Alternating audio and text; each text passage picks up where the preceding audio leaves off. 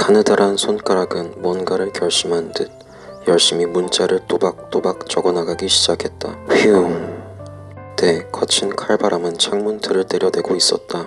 창밖은 눈바람이 휘몰아치고 있는 방의 내부에도 무겁고 찬 공기가 내려앉아 있었다. 묵직히 자리잡은 공기를 서서히 데우는 벽난로가 붉게 달아오른 방. 타닥타닥하고 장작불이 튀기는 소리가 일정하게 들려왔다. 전체적으로 어두운 방. 난로불에 타오르는 붉은 빛과 고급스런 촛대 끝에 불빛만이 방을 밝히고 있었다. 고요한 가운데 잠시 후 가는 손가락의 주인이 문장에 마침표를 찍었다. 말 한마디 없이 내리깐 눈으로 편지지에 글을 쓰던 청년은 복잡한 심정으로 자신이 쓴 글을 바라보았다. 창문이 덜컹거리는 소리는 여전히 요란스러웠다. 하지만 실내의 온전함을 해치진 못했다. 입을 닫고 숨소리조차 차지하는 청년의 기분에 동조하듯 안온한 실내의 분위기. 그 펜을 든 청년이 적은 것은 한 줄 남짓한 말이었다. 하지만 그 문장이 가지는 의미가 결코 얕은 것은 아니었다. 그건 이 푸른 머리 청년이 수백 번은 훌쩍 넘기는 수만큼의 고민을 한 후에야 적을 수 있었던 것이었다. 유르타 카이사르 괄호 본인 괄호 닫고는 고인에 대한 깊은 사죄의 의미로 평생의 시간을 그 유가족들에게 바친다. 별다른 형식도 갖추지 못한 것이었지만 그건 일종의 각서였다. 일생을 열의와 각오하는 멀리 지낸 젊은이가 최초가 아닐까 싶은 용기를 낸 말이다. 물론 어영부영 살아온 그 청년이 감당하기엔 버겁고 무책임하기까지 해보이는 맹세였지만 편지지를 곱게 접는 그는 이후에 후회를 할 것 같진 않았다. 어디까지나 해야 할 일이어서 행동에 옮겼을 뿐이었다. 당연히 행동에 옮기기까지는 그리고 이걸 우체통에 넣기까지도 많은 망설임이 있었고 있을 테지만 결국 그는 해야만 옳다는 결론에 닿았다. 그는 푹신한 의자에 더욱 기대며 짧은 상념에 빠졌다. 복잡한 표정으로 눈은 허공을 응시하는 채였다. 확실히 이유 없이 이러는 건 아니었다. 그날의 사건은 분명 사고였었고 의외로 목격자도 없었으며 증거조차 내리던 눈에 파묻혔었다. 자신만 가만히 있으면 지나갈 일일 텐데 굳이 청년이 제 입을 열어 죄를 고하려 하는 건 항상 중요한 건 일이 벌어지고 난 다음이란다. 살아계실 적에 그의 아버지가 이렇게 말하신 탓일지도 몰랐다. 이미 일어난 일은 어쩔 수 없을 테지만 그때도 분명 내가 해야 할 일은 있을 거다. 그럼 솔직하게 하면 될 뿐이야. 언제였는지 기억도 안 날 때 아마 어릴 적에 그가 스테이크를 썰어보겠다고 안간힘을 쓸 때 아버지는 뜬금없이 그런 말을 했었다. 정말로 뜬금없는 말이어서 그는 금방 썰린 고기 조각에 환호하며 넘어가버린 충고였지만 간신히 잊지는 않고 있었다. 아이였을 때의 그도 아들에게 책임을 회피하는 법 같은 건 알려주지 않겠다는 생각만은 어렴풋이 알 수 있었을지도. 새삼 아버지의 충고를 생각하자면 그에 비해 부끄럽기만 한 인생이었지만 말이다. 어쨌든 작금의 상황은 좋은 게 좋은 거라는 식으로 어물쩍 넘길 수 없었다. 차라리 지금이라도 이렇게 할 수 있는 것에 감사하자. 청년은 아버지의 말을 한 번 더 곱씹어보곤 천천히 자리에서 몸을 일으켰다. 끼익. 눌려있던 의자가 소음을 냈다. 그는 일어서며 곱게 접은 종이를 편지 봉투에 넣었다. 그리고 봉투를 닫고 꼭 밀랍봉인을 찍는다. 테르디. 차체에 장비한 원동기를 동력원으로 하여 노상, 사냐 등에서 주행하며 사람이나 화물을 운반하거나 각종 작업을 하는 기계이다. 간단히 자동차이고 테르디란 가장 흔히 사용되는 차종의 브랜드명이다. 마차를 닮은 외형에 사람의 전력 질주보다 조금 빠른 속도로 대지를 굴러다니는 이 신기한 물건은 기본적으로 사용법이 간단해 대부분의 사람들은 무리 없이 운전하고 다니지만 더럽게 비싸긴 하지만 그래도 사람에게 들이박으면 절명시키기엔 충분한 위력을 가진 쇳덩어리이다. 덕분에 가끔 교통사고도 일어나기는 한다.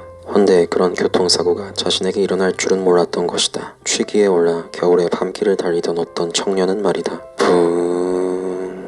가벼운 엔진 소리의 테르디 한 대가 도로에서 여유로이 질주하고 있었다. 겨울밤의 그 거리는 한산해서 사람의 흔적도 잘 찾아볼 수 없었고 더군다나 몇 잔의 술에 약간의 취기가 도는 상태였던 청년은 완전히 긴장을 푼 상태로 운전을 하고 있었다.